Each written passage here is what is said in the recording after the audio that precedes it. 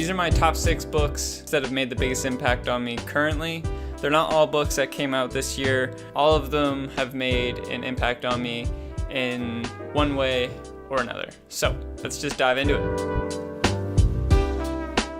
If you don't know who Seth Godin is, you're definitely slipping, but this is called The Dip. As you can see, my dog took a little chunk out of it right there. You could literally go to the library, find this book, and read it without even checking it out.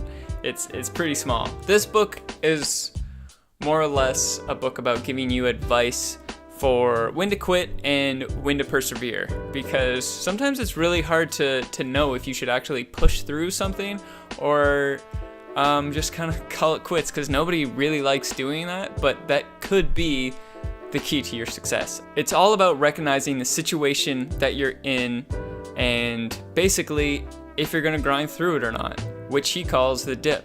To sum it up, it's about teaching you when to quit the wrong stuff at the right time and when to stick with the right stuff.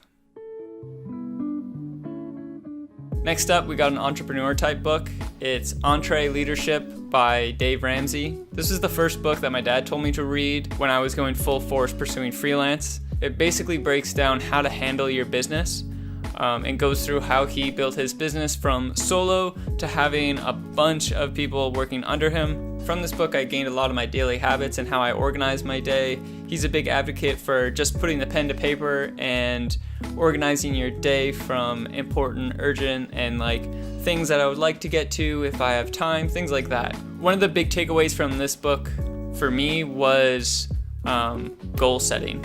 If this is your dream, then let's make attainable goals to that dream. Whatever your dream is or your goal, I want to go to the gym more.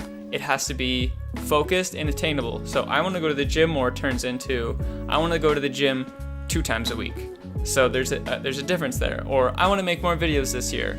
Great, but what is the actual goal? I want to make 1 video a week. That way you can hold yourself accountable and actually follow through and make progress. One of the last things I want to say about that book is he talks a lot about passion versus calling, which I don't know if you've seen Simon Sinek's talk or read his book, Find Your Why. I would highly encourage you to go watch that on TED Talks on YouTube right now. It's the same premise of passion versus calling. So passion is why you wake up in the morning and what gets you really sparked, and your calling is what do you want to achieve with your day and what do you want to achieve with your life. Very focused into like big picture. So yeah, great book. Definitely also recommend it for anybody who's in that business mindset. Okay, this next book is definitely one of my favorites. It's called Steal Like an Artist, 10 Things Nobody Ever Told You About Being Creative.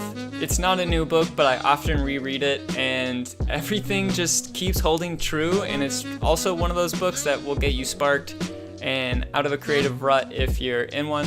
I like this book because it's almost like a handbook on how to be creative. It's basically all about getting inspired and then how to take that and where to put all that energy. No matter where you are in your journey, it's just like, yeah, you fake it till you make it. You eventually stumble on the path of like, okay, I'm getting momentum and this is how I like to do things. And I will read you this section of the book because I feel like it captures its essence pretty well. Nobody is born with a style or a voice. We don't come out of the womb knowing who we are. In the beginning, we learn by pretending to be our heroes. We learn by copying. We're talking about practice here, not plagiarism. Plagiarism is trying to pass someone else's work off as your own.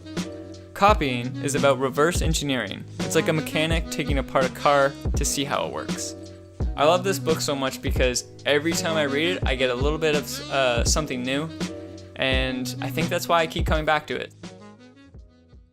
Another classic, The Subtle Art of Not Giving a Fuck by Mark Manson. The counterintuitive approach to living a good life. Great book just because it really pokes at how people are wired to think and how it's like really starting to affect us now more than ever with like social media and stuff, and how you can basically train your body out of it if you know you're actually doing it. I'll read you a line that stuck with me from the book right from the get-go.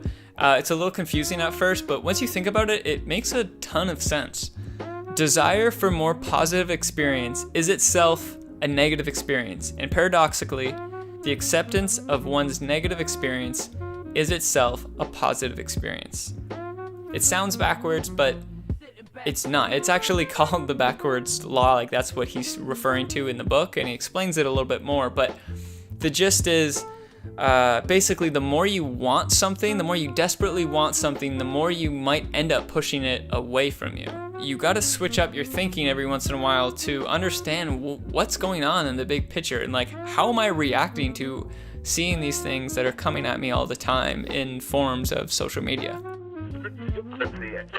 This next book is called Choose Wonder Over Worry. It's by Amber Ray. Move beyond fear and doubt to unlock your full potential. Everything she says in this book is like super relatable. There's like a ton of writing prompts in there that you can basically jump off and deep dive into your own mind. I'll read you just the chapter headings and you'll understand what this book is and what it can do. Can I trust myself? Meet self-doubt. I'm not ready yet.